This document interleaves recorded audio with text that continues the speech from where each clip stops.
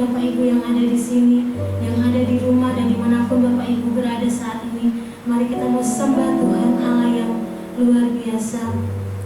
Terima kasih. Mari sebelumnya kita akan berdoa. Bapa kami yang ada di surga, dikuduskanlah nama-Mu, datanglah kerajaan-Mu, jadilah kehendak-Mu di bumi seperti di surga. Berikanlah kami pada hari ini makanan kami yang secukupnya, dan ampunilah kami akan kesalahan kami, seperti kami juga mengampuni orang yang bersalah pada kami. Dan janganlah membawa kami ke dalam pencobaan, tapi lepaskanlah kami daripada yang jahat. Karena Engkau yang punya kerajaan dan kuasa dan kemuliaan sampai selama-lamanya. Amin. Silakan duduk Bapak Ibu. Terima kasih Yesus. Kami mau sembah Engkau Tuhan, Allah kami yang luar biasa.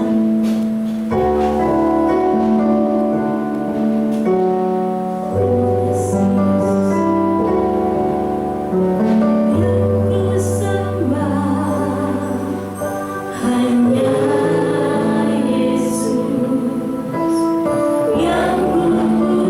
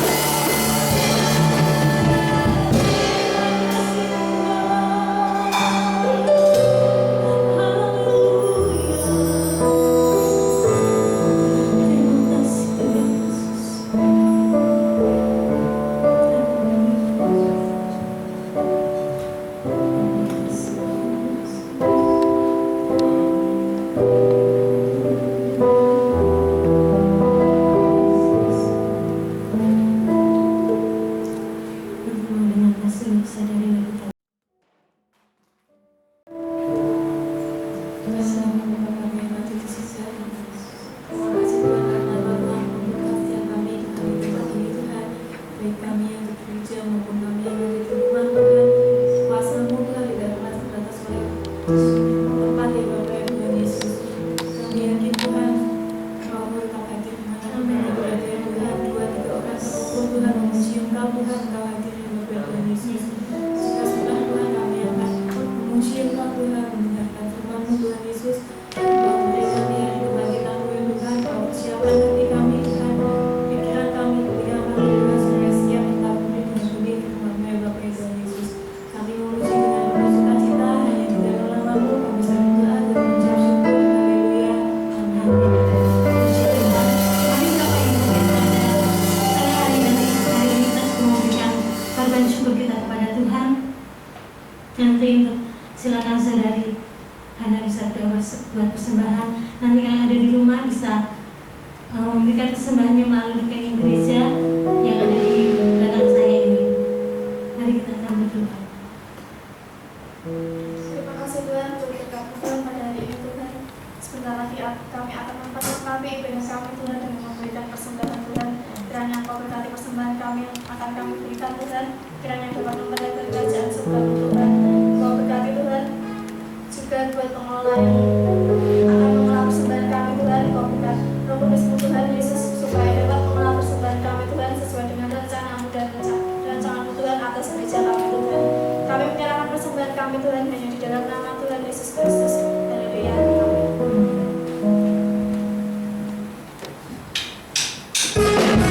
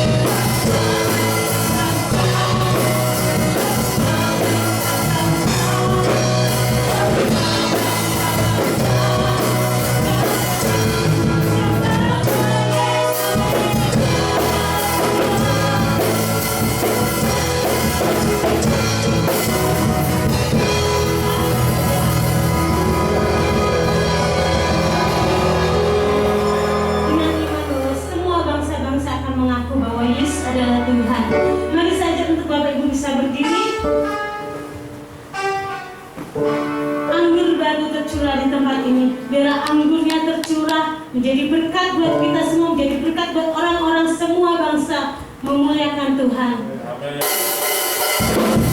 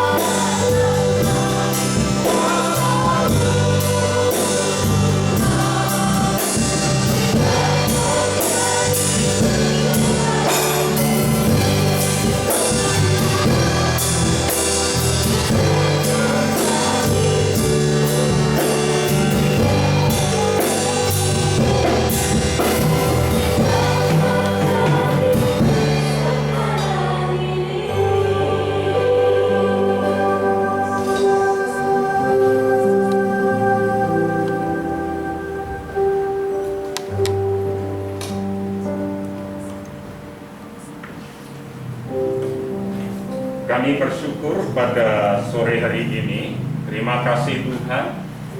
Kami tetap melihat kasih penyertaan Tuhan itu sungguh nyata dalam hidup kami. Kami mengucap syukur. Hari ini adalah ibadah kenaikan Tuhan. Kami bersyukur kalau kami bisa bersama-sama beribadah, baik kami yang ada di rumah maupun kami yang ada di gereja. Semua karena kasih anugerah kemurahan. Berbicaralah kepada kami Tuhan, sehingga kami mengerti apa yang menjadi rencanamu dan rancanganmu.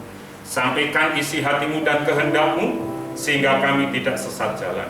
Terima kasih, dalam nama Tuhan kami Yesus Kristus, kami berdoa dan mengucap syukur. Haleluya. Amin. Shalom Bapak Ibu, salam sejahtera di dalam nama Tuhan kita Yesus Kristus. Saya bersyukur hari ini sebetulnya adalah hari yang istimewa buat kita, hari kenaikan Tuhan. Tetapi kalau Bapak Ibu melihat dan menyadari, hari kenaikan Tuhan itu jujur Bapak Ibu, terkadang gereja melupakan. Dan yang menarik dari hari kenaikan Tuhan ini, tanggalnya bisa berbeda-beda. Saya tanya, kita tes ya. Tapi kalau Bapak Ibu perhatikan, hari kenaikan Tuhan pasti biasanya jatuhnya hari Kamis. Tapi tanggalnya bisa apa? Berbeda-beda. Saya tanya, tanggal 20 berapa ini? 1, ya kan? Saya tanya Hana aja, Hana pasti lebih ngerti. Ya kan? Tahun kemarin 21 kamu ngerayain kenaikan Tuhan enggak, Han? Enggak. Ya kan? Tapi hari ini habis ini katanya mau ditraktir Han ya kan? Ya.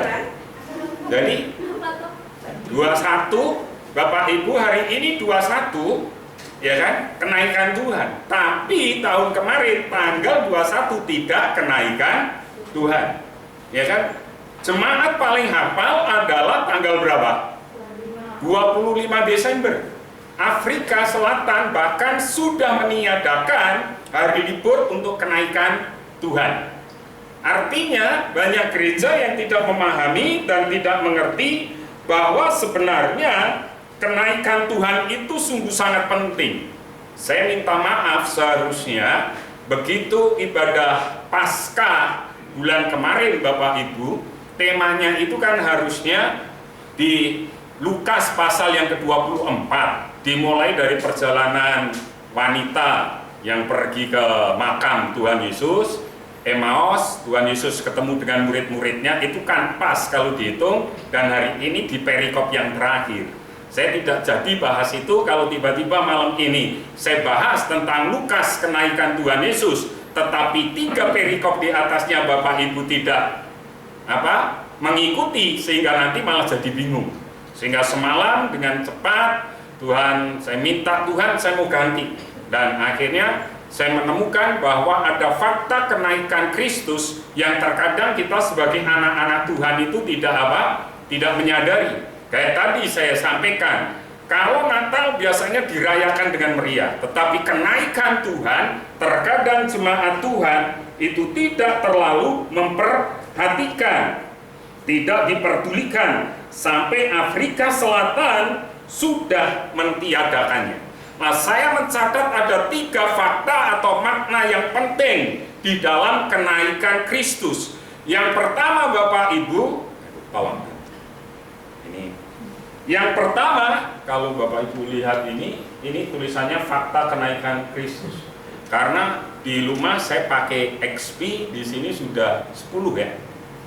Jadi fakta yang pertama, sana dikatakan momentum pemisahan antara apa yang dilakukan dan diajarkan Yesus secara langsung dan apa yang selanjutnya dilakukan dan diajarkan Yesus melalui Roh Kudus. Jadi saya sampaikan gini, fakta ini penting. Kenapa? Karena waktu Tuhan Yesus ada di dalam dunia, Tuhan Yesus bisa ngajar langsung. Tapi begitu kenaikan Tuhan Yesus tidak bisa mengajarkan langsung. Tetapi siapa yang mengajarkan? Yang mengajarkan tentunya adalah Roh Kudus. Coba kita buka satu ayat ini di dalam Kisah Para Rasul 16. Kisah Rasul 16 ayat yang ke-7. Kisah Rasul 16 ayat yang ke-7. Sudah ketemu? Mari baca dengan saya. 2, 3. Dan setibanya di Misia, mereka mencoba masuk ke daerah Bitinia, tetapi murid-murid mau memberitakan Injil masuk ke daerah Misia, tetapi Tuhan Yesus tidak mengizinkan untuk roh Tuhan Yesus tidak mengizinkan mereka untuk masuk sampai kemana? Bitinia. Siapa yang melarang? Roh Tuhan. Tetapi pada saat Tuhan ada bersama dengan para murid-muridnya, Alkitab mencatat Tuhan mengajar, Tuhan membimbing mereka. Dan kita melihat fakta ini penting, pemisah antara apa yang dilakukan dan diajarkan Yesus secara langsung dan selanjutnya dilakukan dan diajarkan Yesus melalui Roh Kudus. Jadi, kalau hari ini Tuhan Yesus belum naik ke surga, kita bisa langsung diajar oleh Tuhan Yesus. Tetapi fakta ini harus Anda nyadari. Mungkin Anda tanya, mana buktinya? Kita melihat fakta ini. Tolong kan, ini diganti semua. Semua yang gambarnya ini tulisannya kena semua berarti. Tuhan Yesus pernah mengatakannya seperti ini. Yohanes 14 ayat 12. Perhatikan. Yohanes 14 ayat 12. Baca dengan saya. 2, 3. Aku berkata kepadamu, sesungguhnya barang siapa percaya kepadaku, ia akan melakukan juga pekerjaan-pekerjaan yang aku lakukan. Bahkan pekerjaan-pekerjaan yang lebih besar daripada itu. Sebab aku pergi kepada Bapa. Dan apa juga yang kamu minta dalam namaku, aku akan, supaya Bapa dipermuliakan di dalam Anak. Jika kamu meminta sesuatu kepadaku dalam namaku, aku akan. Jadi kenaikan Tuhan, Yesus sudah mengatakan, aku harus pergi kemana? Ke Bapa. Dan semua yang kita minta di dalam nama Tuhan Yesus akan melakukan. Nah, lebih jelas kita melihat, enterkan. Di dalam Yohanes 14 ayat yang ke-15. Kita lihat, baca bersama-sama. 2, 3. Jikalau kamu mengasihi aku, kamu akan menuruti segala perintahku. Aku akan minta kepada Bapa, dan Ia akan apa? Memberikan apa? Seorang penolong yang lain, supaya selama-lamanya, yaitu Roh kebenaran. Dunia tidak dapat menerima Dia, sebab dunia tidak melihat Dia dan tidak mengenal Dia. Tetapi sebab dan aku tidak akan sebagai aku datang. Kita lihat Yesus pergi, tetapi Dia tidak akan pernah meninggalkan Anda dan saya sebagai anak yatim piatu. Dia akan mengutus seorang penolong yang lain supaya menyertai Anda dan saya. Kapan itu? Selama-lamanya. Nah, ini luar biasa. Bu Family, saya hanya mau katakan ini. Minggu-minggu ini kita belajar, khususnya di renungan harian gereja kita, bagaimana malaikat Tuhan itu bisa menyertai Anda dan saya. Perintahkan malaikat Tuhan, tetapi harus ingat, di mana ada hadirat Tuhan, di situ pasti ada apa? Malaikatnya Tuhan. Di mana hadirat Tuhan itu kuat, malaikat Tuhan akan kuat di situ. Nah, kalau Anda ngikutin pelajaran yang terus berseri di dalam renungan harian kita, saya berharap Anda bisa menangkap. Karena itu pelajaran yang dipersiapkan untuk KTM, tetapi karena KTM nggak ada, sehingga harus saya alihkan di dalam renungan harian gereja kita. Nah, sekarang kita bisa ngerti.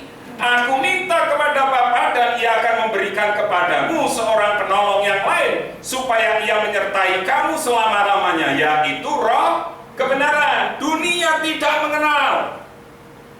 Kenapa kita lihat? Dunia tidak dapat menerima Dia sebab dunia tidak melihat Dia dan tidak mengenal Dia.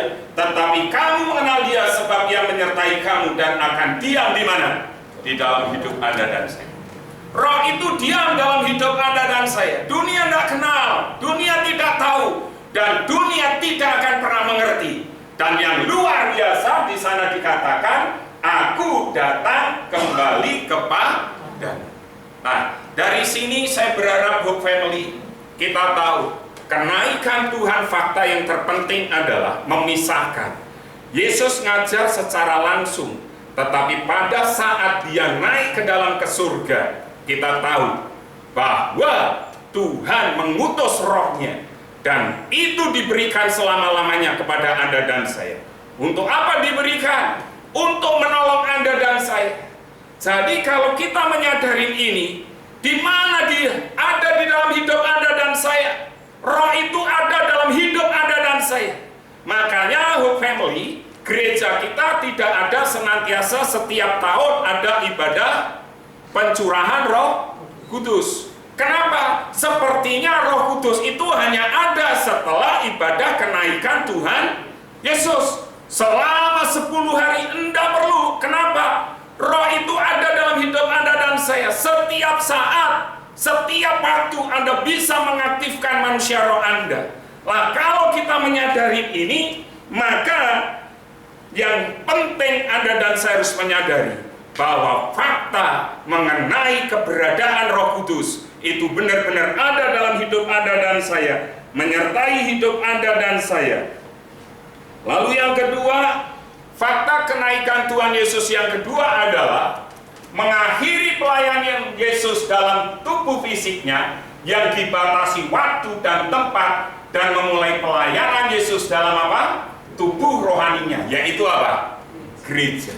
Yesus secara fisik gak ada, tetapi akhirnya kita menyadari, kita tahu di sini tubuh fisik Tuhan itu dibatasi oleh ruang dan waktu. Jadi kita ngerti, kalau hari ini ada Tuhan Yesus, seandainya kita masih hidup zamannya Tuhan Yesus hanya ada di sini. Karena dia tubuh fisik manusia. Dia tidak bisa, meskipun dia Tuhan maha hadir, tetapi Anda harus ngerti, sebagai manusia, fisiknya dibatasi oleh ruang dan waktu. Ini fakta. Jadi fakta yang kedua kita bisa melihat, mengakhiri pelayanan Yesus dalam tubuh fisiknya yang dibatasi waktu dan tempat, dan memulai pelayanan Yesus dalam tubuh rohaninya. Siapa itu? Gereja. Lalu Anda tanya, bagaimana dengan gereja? Saya menemukan sebuah fakta, Bukan. Tanpa gereja dipulihkan terlebih dahulu, gereja tidak bisa dipakai untuk berfungsi sebagai tubuhnya dan memulihkan segala sesuatu. Jadi, pemulihan segala sesuatu itu harus dimulai dari gereja. Tapi kalau gereja nggak pernah dipulihkan, Tuhan nggak akan pernah bergerak. Makanya sampai hari ini yang jadi pergumulan Tuhan apa itu? Di dalam Yohanes pasal yang ke-17 apa? Supaya mereka menjadi satu. Apakah gereja hari ini sudah jadi satu? Tidak. Sekarang kalau saya tanya, ya kan, Pak Sarake sukanya apa? Samsang, suka Pak? Lius, kamu makannya sukanya apa? Nasi goreng Pak. Nasi goreng. Ya kan? Kamu suka Samsang nggak? Enggak. Harus mau. Enggak tahu. Apa itu Pak? Pak Sarake harus mau nasi goreng. Ya kan? Saya mau bilang ini, waktu Julius dikasih Samsang, kira-kira Julius mau makan nggak Bapak Ibu? Nggak mau. Betul ya? Artinya apa? Masing-masing Anda dan saya itu punya pemahaman, punya doktrin sendiri-sendiri. Gereja hari ini hanya karena doktrin bisa berdebat. Saya mau bilang kok kayak tadi loh, Anda suka makannya Samsang, ya udah makan itu aja. Kalau Anda suka nasi goreng, ya udah jangan paksa orang yang suka Samsang makan apa? Nasi goreng. Pasti akan terjadi pertengkaran. Lebih baik kita menghargai. Oh iya ya, kamu suka Samsang, saya nasi goreng. Oh kamu suka bayam, saya nggak suka. Ya kita harus bisa menghargai. Pada saat kita nggak bisa menghargai, hari ini jadi rame di media sosial, satu hamba Tuhan dengan hamba Tuhan yang lainnya tangkar hanya gara-gara pandangan doktrin yang tidak sama. Saya senang dengan komentar seorang hamba Tuhan almarhum, namanya Pendeta Eka Dharma Putra. Pak Eka Dharma Putra berkata seperti ini, lebih baik kita tidur di rumah kita masing-masing. GBI tidur di rumah GBI, GKMI tidur di rumah GKMI, GKI tidur di rumah GKI. Tetapi mimpinya satu, ketemu Tuhan Yesus. Lebih enak enggak? Lebih enak. Daripada kita jadi satu tetapi tidak pernah punya mimpi yang sama. Nah, kita nyadarin itu. Gereja, kenapa pemulihan segala sesuatu tidak terjadi? Karena gereja sendiri. Kita bisa melihat di sini. Gereja belum dipulihkan. Kalau gereja sudah dipulihkan, tidak ada sekat-sekat, tembok, denominasi, sinode dan lain sebagainya. Saya percaya pemulihan segala sesuatu akan terjadi. Bapak Ibu, dengan adanya virus corona ini, saya menangkap satu hal. Apakah hari ini gereja bangga dengan gerejanya? Enggak. Saya ketemu seorang teman hamba Tuhan, dia bilang gini, Pak, dengan kondisi seperti ini, gereja jemaatnya tidak akan pernah bisa pindah. Tapi ya pindah kebaktiannya, karena semuanya apa? Online ya, nggak bisa pindah. Semuanya akan online, nggak bisa pindah. Tapi Anda harus sadar juga, saya baru ngeh hari ini, karena apa? WHO sudah katakan pandemi ini tidak akan pernah bisa hilang. Makanya kita harus bisa bersahabat. Pak Jokowi berkata bersahabat dan berdamai dengan apa? COVID-19. Anda harus tahu, ciri penyakit ini ngajak Anda berdamai bersahabat dengan ini apa? Satu, Anda harus pakai apa? Masker. Lalu jaga jarak dan tidak boleh jabat tangan. Bukankah ini kalau kita melihat kita sedang menuju di dalam Timotius, di hari-hari akhir nanti orang akan menjadi apa? Semakin mencintai dirinya sendiri. Sudah, nggak perlulah kita jabat tangan, nggak perlulah kita bersosialisasi dan lain sebagainya. Pelan tapi pasti semua yang tertulis di dalam Alkitab sudah apa? Mulai digenapi. Hari ini kita bisa melihat itu. Dan sudah mulai diluncurkan, kita tidak akan pernah nanti ke depan menggunakan uang kertas, uang plastik, uang digital, dan lain sebagainya. Kalau kita menyadari ini, artinya gereja harus dipulihkan dulu. Dimulai dari mana? Dimulai dari Anda dan saya. Tetapi kita bisa melihat fakta, tubuh Kristus itu merupakan ungkapan kunci untuk kita bisa mengenal gereja. Bagaimana kita bisa dipulihkan kalau kita tidak pernah mengenal tubuh kita sendiri? Ada Anda yang Anda benci dengan anggota tubuh Anda? Ada? Nggak ada. Jelek-jeleknya anggota tubuh Anda yang mungkin Anda anggap tidak penting atau cacat, toh Anda tidak bisa menyakiti. Betul kan? Anggap Anda punya kelingking, saya punya kelingking di jari kaki. Itu orang Jawa bilang puter, tahu ya puter ya? Bingkong gitu ya. Ya, apakah terus saya bilang, kamu kok jelek lalu saya potong, kan enggak loh. Ya tetap saya apa? Tetap saya rawat, tetap saya apa? Jaga. Dari sini kita bisa melihat tubuh Kristus merupakan ungkapan kunci Paulus untuk mengenal gereja. Sekarang kita bisa melihat ya, tubuh Kristus sebagai perumpamaan tentang organisasi gereja. Tubuh sebagai perumpamaan tentang apa? Kesatuan. Coba kalau hari ini tiba-tiba kepala hanya jalan sendiri, orang lari nggak? Lari, betul kan? Kalau tiba-tiba hari ini ada jempol jalan sendiri, apa yang Anda lakukan? Ya kan? Kita bingung, kok ada tangan lari sendiri? Nggak bisa. Artinya apa? Berbicara tentang tubuh berarti berbicara tentang kesatuan semuanya yang ada dalam tubuh Anda dan saya. Tubuh sebagai perumpamaan tentang keberagaman. Artinya apa? Saya tanya, tangan kanan sama tangan kiri sama-sama tangan kan? Pertanyaan saya, fungsinya sama nggak? Sama nggak? Beda kan? Tadi saya dapat ilustrasi, ini sebetulnya untuk pernikahan bagus. Kenapa jari manis, cincin itu harus ada di jari manis? Kenapa? Coba kita praktekkan, tangan Anda gini semua. Lalu yang tengah, yang paling tinggi itu ditekuk. Ya kan? Bisa kan? Bisa ya? Saya tanya, jempol bisa Anda buka? Bisa? Telunjuk? Bisa? Kelingking? Bisa? Apa yang sudah disatukan oleh Allah bisa dipisahkan? Coba. Bisa? Nggak boleh. Perhatiin ya. Satu, tekuk. Jempol.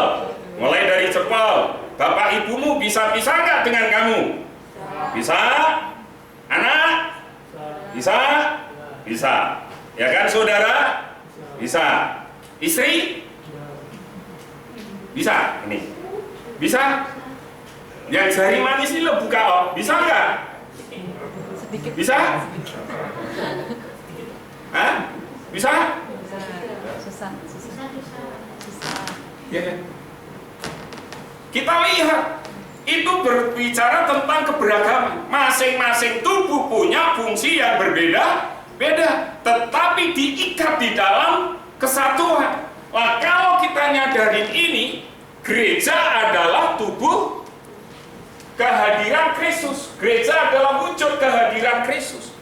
Kenapa Paulus bisa mengatakan ini? Ingat, coba kita lihat Kisah Para Rasul 9 ini. Gereja itu berbicara tubuh Kristus sebagai kenyataan tentang organisme gereja. Itu di dalam Kisah Para Rasul. Coba kita lihat Kisah Para Rasul. Anda tahu kisah ini? Kisah tentang apa itu? Saulus apa Paulus? Saulus. Betul kan? Kenapa Saulus di situ? Ayat 4, 2, 3. Ia rebah ke tanah dan kedengaranlah olehnya suatu suara yang berkata kepadanya, Saulus, Saulus, mengapakah engkau menganiaya aku? Jawab Saulus, siapakah engkau Tuhan? Katanya, akulah Yesus yang kau. Saya mau tanya, yang dianiaya Saulus itu Tuhan atau jemaatnya? Siapa yang dibunuh Saulus? Jemaat-jemaat kan? Tetapi siapa yang tersakiti? Tuhan Yesus. Makanya Saulus tanya, siapa? Saulus nggak ngerti. Siapa? Engkau. Siapa? Engkau yang nganiaya, engkau yang bunuhin jemaat. Nah, di situ kita ngerti sekarang. Tubuh Tuhan ini tubuhnya, kepalanya nggak terima. Nah, dari sini kita tahu sebagai kenyataan tentang organisasi gereja, bahwa gereja itu tubuhnya Tuhan. Dan lebih jelas, coba Anda lihat, ini gambaran Paulus di dalam Efesus. Perhatikan di dalam Efesus. Efesus pasal 1.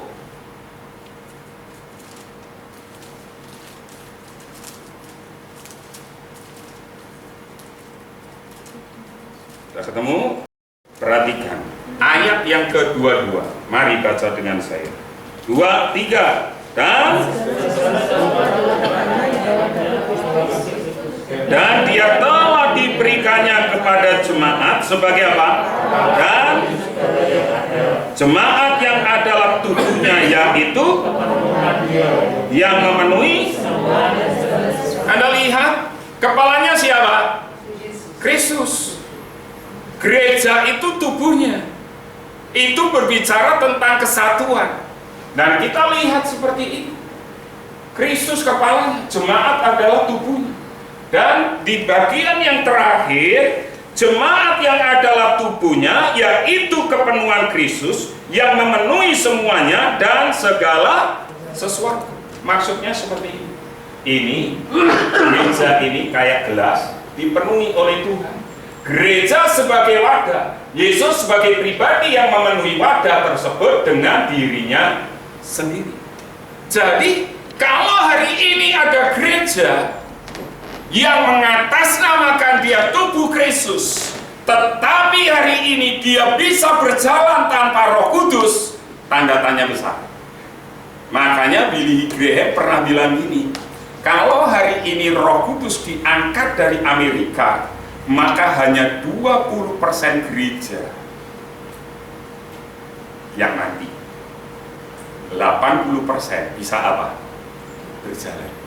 Artinya hanya kalau ada 10, hanya 2 gereja yang mengandalkan Roh Kudus. Yang lain mengandalkan apa? Sudah kayak entertain. Gereja sudah mulai. Makanya banyak sekarang gereja-gereja anak Tuhan lebih senang pengajaran-pengajaran yang sifatnya hanya memotivasi, motivator, tetapi tanpa pernah ada pengajaran kebenaran firman Tuhan yang benar-benar harus dimakan. Saya bersyukur Bapak Ibu VBI kita setiap hari ngirim renungan, Bu Mary yang bikin setiap hari, ya. Kami diskusi untuk memberi makan kepada jemaat supaya tetap kuat dalam situasi seperti itu. Diberikan pengajaran-pengajaran. Ya kan, kalau bapak-bapak di PBI sengaja saya nggak beri supaya nanti bapak-bapak nggak mendengar, supaya bapak-bapak fokusnya di MDK. Karena dia harus jadi imam kan, dia yang harus mimpin. Artinya kita bisa nyadarin, bisa ngerti sekarang bagaimana kita harus paham. Dan jujur kadang saya juga sedih kalau sudah dikasih, diingatkan, tetapi faktanya ada jemaat juga yang tidak mau untuk bertumbuh. Lah kalau kita nyadarin ini bagaimana? Ya kita harus sadar kepenuhan Anda itu Kristus yang memenuhi. Lah kalau kita nggak mau dipenuhi oleh Kristus, bahwa kita ini adalah tempatnya, ya maaf, Anda bukan murid Kristus. Anda hanya apa? Kristen tanpa pertobatan. Gereja yang tidak benar-benar gereja. Makanya kemarin saya bilang gini, ada binatang yang bisa hidup tanpa kepala bahkan sampai setahun bisa. Kecoa. Kalau nggak percaya buktiin nanti di rumah, tangkap kecoa, potong itu kepala. Nanti kan perhatiin, dia akan hidup sampai beberapa bulan. Tetapi ini ada yang paling aneh, sampai bertahun-tahun dia bisa hidup. Ingat, apa? Kepala dari wanita itu apa? Suami. Kepala dari suami siapa? Kristus. Banyak imam-imam, banyak suami-suami yang kepalanya tidak Kristus. Hidup dia, tetapi hidupnya ngawur, bikin susah orang, bikin susah istri, bikin susah anak. Karena apa? Karena nggak pernah hidupnya kepenuhan oleh kepenuhan Kristus. Makanya kalau kita menyadari ini, yo family, saya dorong Anda, yuk kita harus menyadari fakta ini, bahwa fakta Yesus naik ke surga memisahkan fisik, dan dia memberi pengajaran melalui Roh Kudusnya, memenuhi kepenuhan jemaat. Ya yuk kita belajar akan hal ini. Dan saya menemukan Craig, dia berkata seperti ini.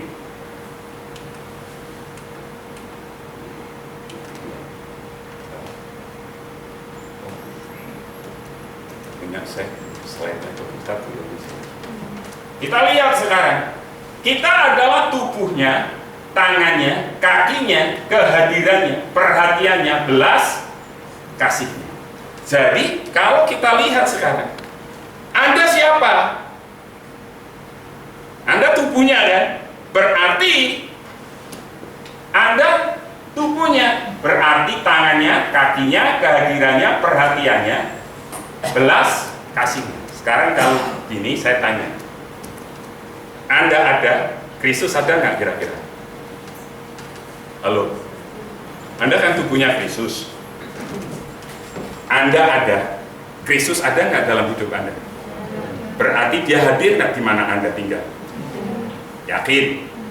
Ya wis lah, yakin yang gereja Pak. Ya kan? Ingat, tadi Tuhan sudah bilang sendiri kan, sampai selama-lamanya rohnya tinggal di dalam hidup Anda dan saya. Ya kan? Cuman kita yang nggak mau hidup di dalam kepenuhan Tuhan. Nah kita lihat, gereja bukanlah tempatnya. Gereja adalah apa? Orangnya sekarang. Anda harus ngerti, gereja itu bukan tempatnya, tempat ini bisa dibongkar, tapi faktanya gereja adalah siapa? Orangnya. Seorang hamba Tuhan, dia yang bergerak di dalam leadership, di dalam kepemimpinan gereja, dia berkata seperti ini, kita tidak pergi ke gereja, kita adalah gereja, dan kita ada untuk dunia. Dia hamba Tuhan ini berkata, kita nggak pergi ke gereja, kita ini adalah gereja. Karena kita adalah gereja, kita ini ada untuk dunia. Dimanapun Anda berada, Anda harus jadi jawaban. Makanya Hufan, kenapa hari ini saya bersyukur mendengar beberapa kesaksian yang sudah dikirim dari jemaat-jemaat yang sudah membagi. Tadi saya bagi sama Levita, ketemu dengan seorang Pak Hernanto, ya penarik pizza yang biasa di depan gerejanya Kemah Injil itu ya, di Jembatanku. Sudah lama saya kenal, sudah tahu. Tadi ngomong-ngomong sebentar, waktu dia terima, saya lihat dia berlinang air mata. Saya tanya ke beliau, Pak, dapat enggak dari kelurahan dan lain sebagainya? Dia ngomong jujur, Pak, baru kali ini ada orang yang beri saya. Baru kali ini ada orang yang ngasih ke saya.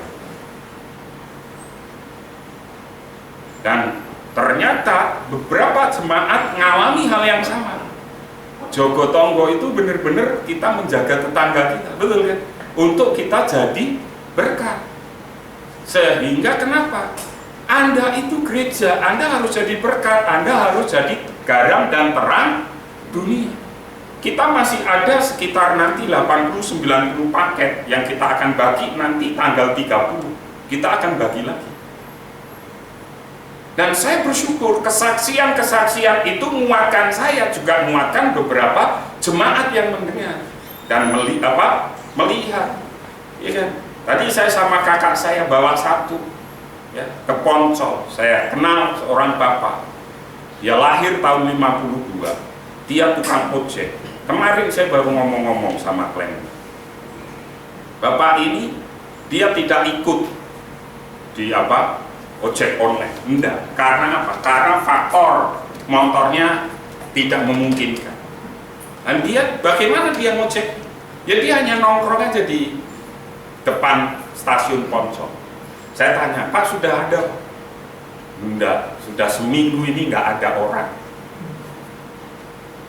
Dia bilang, kalau yang ojek online itu paling tidak setiap hari mereka masih dapat pemasukan dari apa? Dari makanan, masih bisa. Ini nggak bisa sama sekali. Nah, tadi saya cari sama kakak saya, nggak ketemu. Saya bilang mungkin dia nggak datang mungkin, atau semalam hujan. Karena dia datang jam 7, pulang jam 6 malam. Artinya apa Bapak Ibu? Kita harus jadi jawaban untuk dunia di sekitar Anda dan saya. Makanya kita minta hari ini semuanya serentak dibagikan kepada tetangga-tetangga Anda. Seorang hamba Tuhan, pimpinan dari World Vision International, Badan Misi Internasional, Brian, dia berkata gini, kita adalah kitab yang keberapa?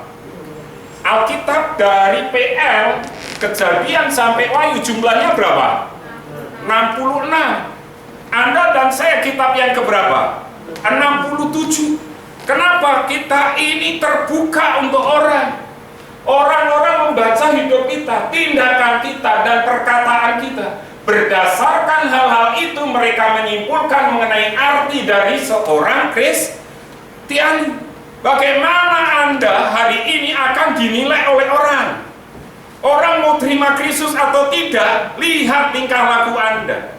Kalau pada waktu Mahatma Gandhi masuk ke gereja, lalu semua jemaat yang ada di dalam gedung gereja menyambut Mahatma Gandhi, saya percaya hari ini Mahatma Gandhi jadi anak Tuhan. Tapi apa? Mahatma Gandhi justru ditolak. Sehingga Mahatma Gandhi, dia bilang pengajaran Yesus luar biasa, tetapi murid-murid Yesus itu yang tidak luar biasa. Kitab yang ke-66 ke-67 bukan kitab yang terbuka, tetapi kitab yang melukai orang-orang lain. Anda dan saya adalah gereja, Anda dan saya adalah kepenuhan Kristus, Anda dan saya adalah kitab yang ke-67. Lah kalau kita nyadari ini, yuk hari ini kita berubah sebagai anak Tuhan. Hidup sesuai dengan aturan-aturannya Tuhan. Hidup sesuai dengan kehendak dan rencana Tuhan. Hari ini saya yakin dan percaya kita pakai masker ini risih Bapak Ibu. Tapi coba kita renungkan, mundur flashback beberapa tahun yang lalu. Waktu itu saya belum menikah. Tiba-tiba ada peraturan, kalau naik motor harus pakai helm. Betul ya? Orang semua protes gak waktu itu? Protes. Tapi hari ini kalau Anda keluar, refleks gak pakai helm? Refleks pakai helm. Nggak mungkin Anda keluar tiba-tiba nggak pakai apa? Pakai helm. Ya kan? Kenapa? Kita ngerti itu sudah jadi gaya hidup yang baru. Iya kan? Nanti kita akan punya gaya hidup yang baru. Apa itu? Cuci tangan, jaga-jaga, pakai masker. Ini akan jadi budaya baru. Dan mau nggak mau kita harus bersahabat dengan COVID ini. Karena nggak akan bisa hilang katanya WHO, seperti penyakit-penyakit yang lainnya. Kalau kita nggak mau mempersiapkan diri kita sebagai anak Tuhan hari ini, karakter Kristus ada dalam hidup Anda dan saya, ya bahaya. Kita nggak akan pernah bisa jadi berkat. Biarkan kenaikan Tuhan hari ini menyadarkan untuk Anda dan saya bahwa hidup Anda dan saya adalah kitab yang ke-67 dan sedang dinanti-nantikan oleh orang. Kan tolong diganti. Ini slide yang terakhir berbicara mengenai fakta yang ketiga. Fakta yang terakhir, ayo, berbicara apa? Mengakhiri kedatangan Tuhan Yesus yang pertama dan memulai penantian kedatangan Yesus yang kedua kali. Jadi Yesus sudah datang? Sudah. Waktu Yesus naik berarti stop sampai di situ. Yesus sudah selesai untuk kedatangan yang pertama. Lalu kedatangan yang kedua kapan? Kita sedang menantikan. Taruh contoh gini, kalau di sini kedatangan Tuhan Yesus yang pertama, di sini Yesus naik ke surga dan di kota persembahan itu kedatangan Tuhan Yesus yang kedua kali. Apa yang Anda harus lakukan dari sini sampai ke situ? Ini yang jadi perenungan. Makanya kita bisa melihat mengakhiri kedatangan Yesus yang pertama dan memulai penantian kedatangan Yesus yang kedua dan mengisi waktu antara tersebut dengan menjadi saksinya sampai ke ujung bumi melalui apa? Kuasa Roh Kudus. Itu yang harusnya Anda dan saya lakukan. Kenapa? Waktu Yesus terangkat ke surga, Tuhan bilang, tetapi kamu akan apa? Menerima kuasa kalau Roh Kudus turun ke atas kamu dan kamu akan apa? Menjadi saksi di mana? Yerusalem dan di seluruh Yudea dan Samaria dan sampai ke ujung bumi. Anda dan saya jadi saksinya. Pertanyaannya sekarang, gereja kita sudah mengajarkan berbagai cara. Ada TT, ada jembatan keselamatan, ya kan? Ada A3. Pernah kan diajarkan semua. Dan yang terakhir apologet. Tetapi faktanya hari ini adakah jiwa-jiwa baru di antara kita? Kalau nggak ada, itu tanda tanya besar. Kepenuhan nggak kita dalam hidup kita oleh Kristus? Atau jangan-jangan kita lebih banyak dipikirkan dengan persoalan-persoalan yang melilit hidup kita hari-hari ini. Tapi kalau hidup kita fokus kepada Tuhan, saya percaya kematian dan kebangkitan, kenaikan Tuhan tidak akan pernah sia-sia buat gereja. Hari ini tantangan untuk kita. Hari ini tantangan buat Anda dan saya. Dan hari ini, ya kan, jempolmu adalah harimau. Kenapa?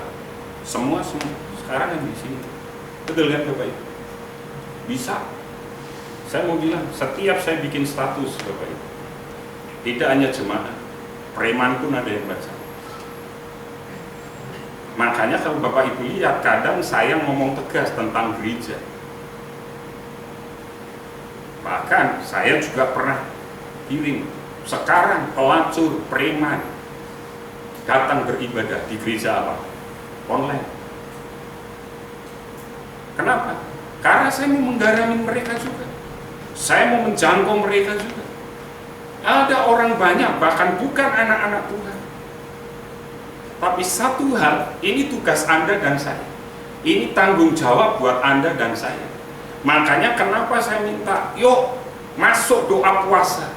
Masuk doa puasa mulai minggu kemarin. Dan saya benar-benar kawal di dalam doa. Ya kan? Tadi pagi saya tidak ngingetin Eliska. Bukan karena tertidur, karena mati listrik. Mati listrik nggak tempatmu? Enggak, Pak. Nggak mati listrik. Tempatku mati listrik. Kalau pastori mati listrik, ya wifi-nya mati juga. Dia udah tahu itu kan. Nyalanya jam berapa? Nyalanya sudah agak pagi, jam 6:30 nyalanya. Ya kan? Nah, maksud saya, ayo Eliska semangat dong, dia sudah sudah tulis dan dulu, betul kan? Ya udah, ya kan? Saya baru doa, lagi enak-enaknya doa, amin besar. Gitu. Saya kirim, tidak ke grup, tapi saya kirim ke menara doa. Tolong doain. Kenapa? Cuacanya seperti ini. Masih ada datanya, ya kan? Teman-teman yang di menara yang jaga langsung, oke Pak, siap doa. Karena di menara nggak ngerti hujan atau panas, menara nggak ngerti. Ruangannya sangat tertutup sekarang. Nggak denger apa-apa. Dengernya hanya orang lalu lalang aja, karyawan kan, hotel. Ya kan? Saya kasih tahu ke mereka. Waktu tiba-tiba lagi enak-enaknya nyembah, kok panas, mati listrik, kipasnya tidak muter. Ya udah, terus saya nyembah. Sampai saya dari jauh kedengaran itu, insya Allah ya wis. Berarti batas untuk berbuka, sahur sudah selesai. Berarti itu setengah 4-an itu. Setengah 4 atau setengah 5? Setengah 4-an. Ya kan, habis itu azan subuh. Ya kan? Kenapa? Yuk kita hari ini nyadarin Bapak Ibu. Minta 5 orang yang hari ini sudah Anda temui, bawa terus dalam doa. Nanti kita tunggu Tuhan minta apa lagi ke depan. Kalau Tuhan mau, saya percaya kok. Begitu nanti ada ibadah, oke, semua ibadah boleh dibuka. Akan ada jiwa-jiwa baru datang di tempat ini dengan penuh kerinduan untuk datang menyembah kepada Tuhan Yesus. Jangan pikirkan diri kita. Mulai hari ini pikirkan apa yang dilakukan oleh Tuhan Yesus. Amin. Mari kita rendahkan hati kita di hadapan Tuhan. Berikanku hati seperti hatimu. Berikanku mata, berikanku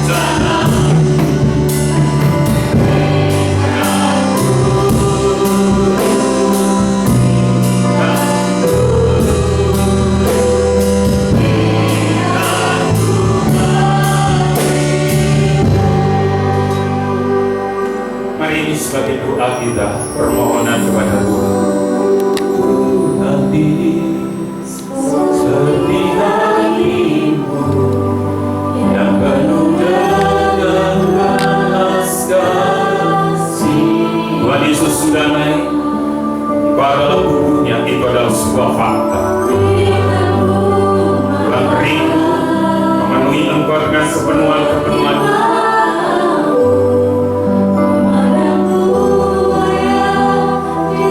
sampai kita menunggu kedatangan Dia yang kedua kali, dan kita jadi saksinya hari ini.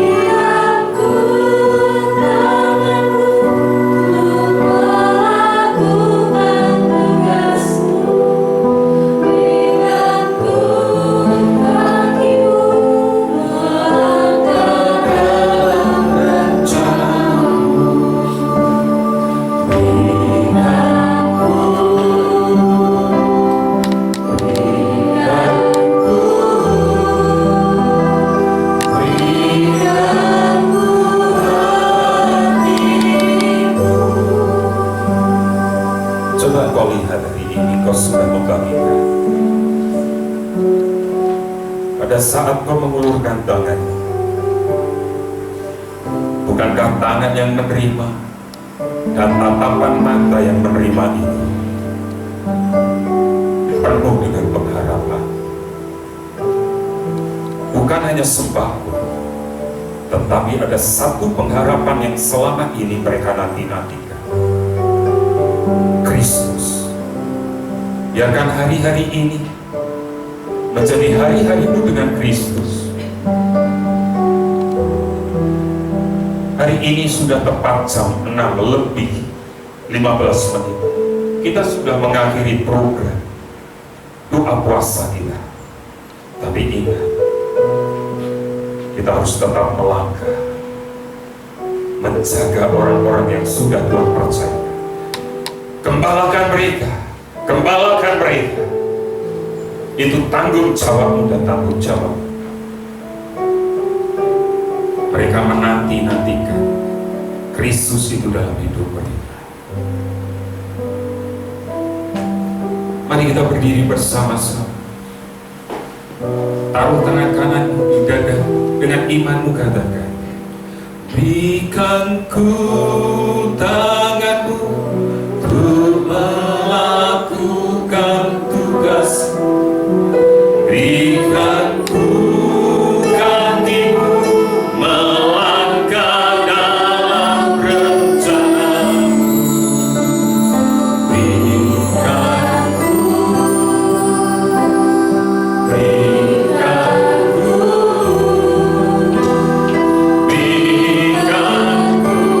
hati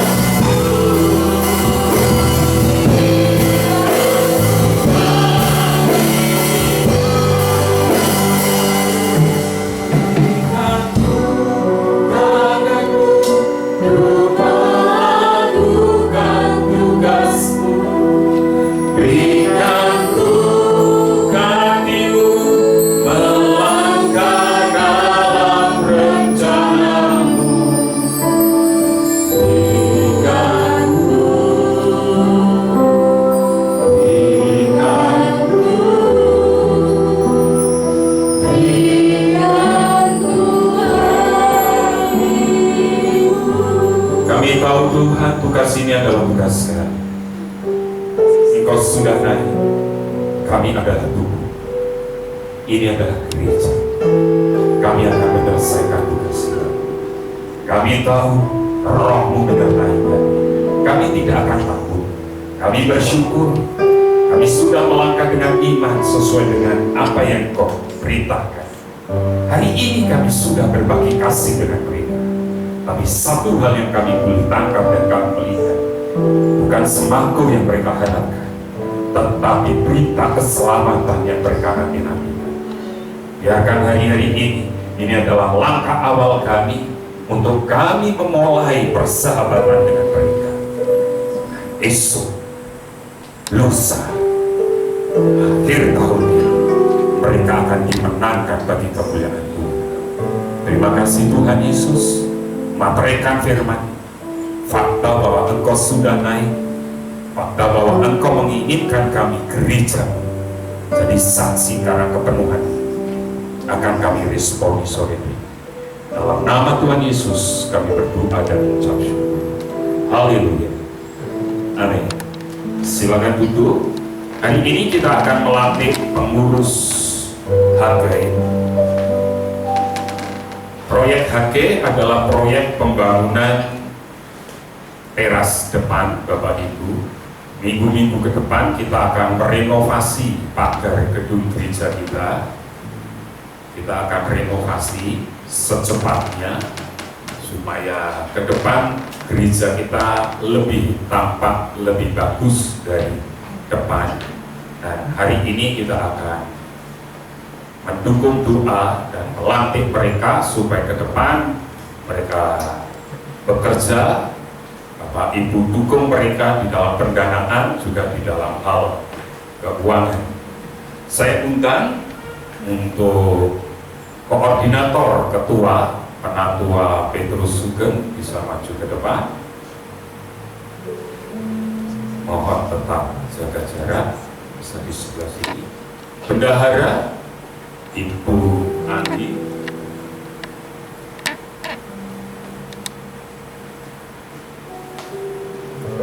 Pelaksana Bapak Ivan, Bapak Dwi, Bapak Imam, dan penasihatnya adalah penatua-penatua kita. Saya bersyukur hari ini semua penatua bisa kita hadir. Bapak Ibu, ini adalah pengurus-pengurus HG yang akan melaksanakan tugas menyelesaikan renovasi teras gereja kita. Saya undang Bapak Ibu bisa berdiri, rekan-rekan panitia tetap berdiri, angkat kedua tanganmu, mari kita doakan mereka. Bapak, kami menyerahkan rekan-rekan panitia HG dalam tangan penyertaan-Mu, berkati mereka. Hamba-Mu menyerahkan Pak Sugeng, penatua kami, Tuhan beri hikmat, beri kekuatan, beri visi, beri hati-Mu, sehingga bisa membimbing anggota tim untuk menyelesaikan tugas ini. Dalam waktu yang cepat, minggu-minggu depan kami harus menyelesaikan dan bekerja. Tuhan sudah lebih dari cukup, mencukupkannya. Kami menyerahkan Ibu Andi, Tuhan tolong sebagai bendahara tim ini, Tuhan menyertai, Tuhan memberkati, nama-Mu ditinggikan dan dipermuliakan. Tuhan akan jadi berkat untuk tim ini. Hamba menyerahkan Pak Ivan sebagai pelaksana, Pak Dwi, Pak Imam juga sebagai pelaksana. Tuhan, Engkau menyertai mereka.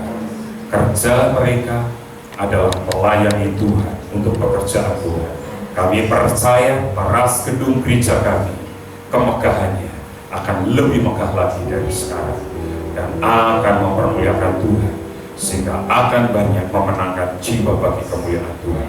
Terima kasih, kami memberkati tim ini di dalam nama Tuhan Yesus Kristus. Haleluya. Amin. Kami tidak bisa berjalan tanpa Engkau Tuhan. Oleh karena itu berjalanlah bersama.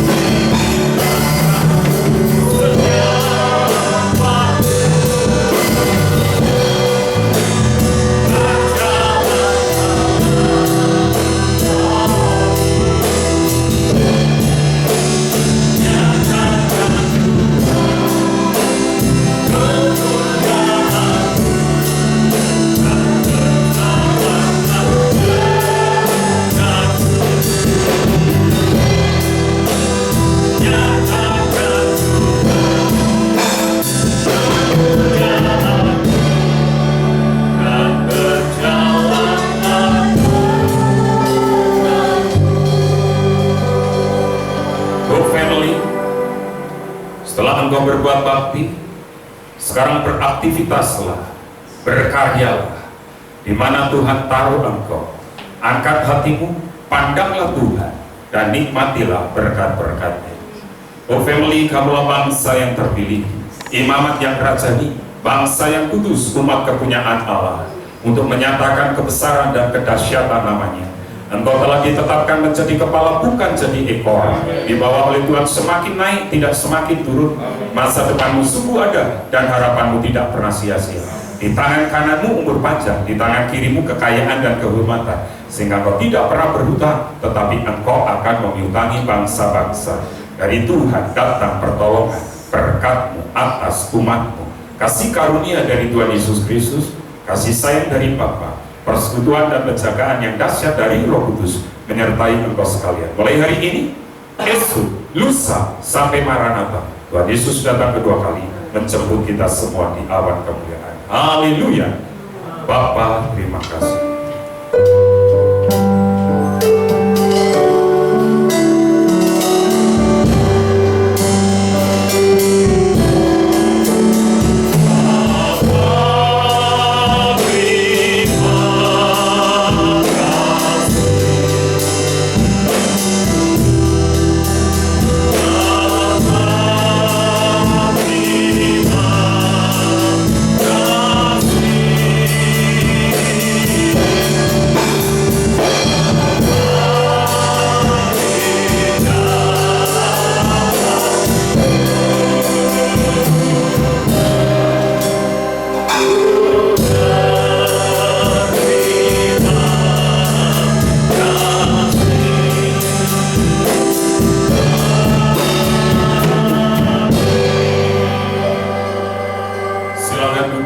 Ambillah saat teduh. Salam family. Saya mau sampaikan beberapa hal. Yang pertama tadi sudah saya sampaikan berkaitan dengan HG, proyek HG. Apa itu proyek HG? Beberapa waktu lalu saya ketemu dengan mandor pengerja jalan proyek Kota Lama, Bapak Aspar Lubis. Saya ngomong-ngomong banyak tentang bersama dengan beliau. Satu hal yang saya mau sampaikan, setelah Lebaran dari sungai sana, ujung Jalan Sendowo sampai ke depan Urganda, mentok yang seng itu akan dikeruk, dia bilang, dan semua bedeng, semua rumah yang ada di depan gereja kita itu akan dibongkar. Nah, hanya dari itu maka saya sudah ketemu. Sebetulnya waktu 2 minggu yang lalu, kendalanya karena di pas depan pintu akan dipasang apa itu? Tiang untuk lampu. Lalu Senin saya minta Pak Sugeng, Dwi, dan mereka seharian tidak ketemu. Selasanya saya ketemu dengan Pak Aspar Lubis itu, sehingga saya tahu. Dan pengalaman yang lalu begitu itu dibongkar, kita kalah cepat sehingga pihak yang lain akhirnya sudah masang tenda lagi. Makanya kali ini kita tidak mau panitia yang kita kasih tugas, mereka begitu nanti situ dibongkar, maka kita sudah akan langsung kerja. Jadi sudah ada rancangannya, Bapak Ibu, gambarannya, temboknya mau dibikin apa, dana yang mau kita pakai, ini sudah ada penabuh Saragi sebagai pengadaan gedung gereja, kita akan gunakan uang itu. Ada sekitar 5 juta, tetapi kita butuh ada beberapa hal yang memang nanti kita akan butuh juga untuk CCTV gedung gereja kita, karena nanti kalau itu dibongkar berarti keluarga Bu Tuti juga tidak akan tinggal di sini, berarti kita juga perlu keamanan yang super ekstra. Semua pintu nanti kita juga akan perkuat, Bapak Ibu, juga semua nanti akan pintu dorong itu pun rencananya kita akan tutup full, tidak, supaya orang tidak bisa naik loncat, karena yang di depan itu nanti begitu itu dibongkar, kalau selama ini ditutup dengan dengan triplek, maka kita akan tutup tidak dengan triplek atau dengan yang lain, tetapi kemarin dengan Mas? Roster. roster, ya, batu bata berlubang-lubang, gampangannya gitu, ya. Jadi kita akan tutup semuanya di situ, pintunya juga nanti kita akan full penuh tutup Bapak Ibu supaya keamanannya juga lebih bagus. Nah, langkah pertama di dalam penggalangan dana Bapak Ibu, kalau Bapak Ibu butuh masker, saya punya masker yang bagus. Ini Bapak Ibu, ya kan? Ada apa? Yang bawah bukan logonya apa? Oh, family. Ya, kita akan pakai masker ini. Satunya 15.000, jadi. Satunya 15.000, pesannya di Pak Dwi. Tadi saya pakai Bapak Ibu, dari semua masker yang saya pakai, yang paling enak ini. Karena bahannya juga apa? Lentur, ya kan? Bahannya lentur, dan saya jujur Bapak Ibu, karena saya pakai kacamata, ya kan? Kalau pakai kacamata, biasanya Bapak Ibu kalau saya pakai masker-masker yang lain, itu di sini akan ada embun. Nah itu repot. Tapi selama tadi saya pakai di sini, waktu ujian saya duduk di situ, tidak pernah ada apa? Embun. Jadi kalau mau beli di tempat Pak Dwi. Sekalian juga kita membantu pendanaan untuk HGN, pembangunan proyek. Oke. Itu yang pertama. Yang kedua, minggu depan sudah dijadwal sama Ibu Esther, nanti hari-hari ini akan kita masukkan ke grup siapa saja yang akan ikut kebaktian. Lalu saya sampaikan juga ke Hope Family, minggu terakhir tanggal 31 kebaktian akan diisi oleh semua pengurus gereja kita. Itu juga jumlahnya cukup besar. Ya, doakan karena kami pengurus akan membahas beberapa hal setelah selesai ibadah berkaitan dengan program kita bulan Juni dan seterusnya. Dan bulan Juni tanggal 7, berarti tanggal 7 kita kebaktiannya sudah 3 kali kebaktian, ya kan? 3 kali kebaktian. IR1 setiap hari Sabtu jam 5 sore di lantai 3. IR1 dikhususkan untuk anak-anak muda. IR1 jam 5 sore di lantai 3 khusus untuk anak-anak muda. Ya, seberapapun anak muda, silakan semuanya datang. Nanti kita akan tetap pakai protokol yang apa? Yang ketat. Lantai 3 sudah kinclong katanya. Mana Ivan? Kinclong kan? Ya. Yang sudah naik, anak-anak muda sudah kepingin kebaktian. Nah nanti kita akan di setiap Sabtu. IR2 itu minggu yang biasanya jam 10 kita majukan menjadi jam 9. Ya, jam 9 disertai dengan live streaming. Setiap minggu itu yang IR2 itu akan dibagi per kela 2. Jadi setiap minggu kelanya ada 2. Nah, IR3 itu khusus untuk diakonia. Nah, kemarin katanya banyak. Betul ya Pak Imam ya? Ada anak-anak mudanya yang datang juga. Nanti kita tidak izinkan. Karena apa Bapak Ibu, kita tetap juga harus ngikutin apa tadi saya bilang, kita ini serba repot. Meskipun Menteri Agama juga akan meninjau akan ada kelonggaran, tetapi kan selama ini kita masih dibatasi berapa? 20 orang. Ya kan, kalau minggu-minggu biasa silakan, karena minggu biasa kita hanya 12. Mau orang datang kita nggak akan suruh pulang karena masih ada sisa berapa? 8. Hari ini tadi minta maaf ya sama Jusi ya, karena jumlahnya sudah apa? Sudah overload sehingga kalau ketambahan kita yang kerepotan. Jadi itu Bapak Ibu ya, mulai tanggal 7 Juni ibadah kita ada 3 kali. Setiap Sabtu khusus anak-anak muda. IR2 minggunya jam 9 pagi disertai live streaming dihadiri oleh 2 kela, dan IR3 itu khusus untuk anggota diakonia kita. Sehingga setiap minggu ada ibadah dan 2 kela, berarti selama sebulan Bapak Ibu bisa beribadah berjemaat sebanyak 2 kali. Kecuali anak muda, dia setiap minggu bisa apa? Bisa ibadah.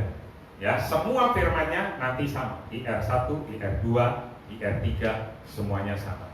Itu aja dari saya. Pesan saya, tolong ibu-ibu yang di BPI semangat di dalam mengerjakan soal-soalnya. Bapak-bapaknya saya dorong untuk jadi imam-imam di keluarga masing-masing melalui program Menara Doa, Misbah Doa Keluarga. Tolong, yuk jaga keluarga kita. Anak-anak mudanya saya bersyukur di tengah-tengah krisis, anak-anak muda kita ternyata kreatif. Dari kesaksian-kesaksian anak-anak dirangkum jadi satu, jadi sebuah pujian yang sangat memberkati. Bahkan kemarin ada produsen yang siap untuk membantu rekaman. Produser yang siap untuk membantu rekaman. Saya bilang nantilah, kita nunggu. Waktu dia dengar, oh ini bagus, tapi perlu diaransemen di studionya terbuka dan dia siap untuk membantu. Ya, jadi ini saya bersyukur, yuk kita terus di tengah-tengah seperti ini, yuk kita kreatif. Anak-anak kita, saya berharap anak-anak muda kita juga kreatif. Ingat, di samping kita jogo tonggo, jogo jemaat. Kalau Anda melihat ada jemaat kita yang kekurangan, cepat ditolong terlebih dahulu, sampaikan kepada Pak Jianto, karena di gereja kita akhir Februari saya sudah ngomong Pak Jianto, Pak, mulai bulan Maret gereja kita sudah harus ada jadi lumbung beras. Dan ternyata ada krisis seperti ini.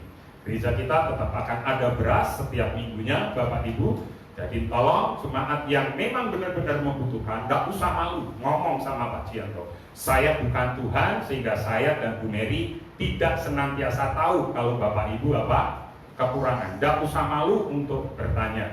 Malu bertanya sesat di jalan. Gitu kan? Jadi Bapak Ibu memang benar-benar kekurangan, ngomong sama Pak Jianto.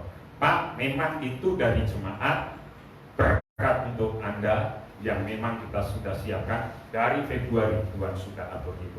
Oleh karena itu, Hope Family tetap jaga jarak, tetap pakai masker, senantiasa cuci tangan, dan semangat dan jangan lupa bahagia. Tuhan Yesus memberkati.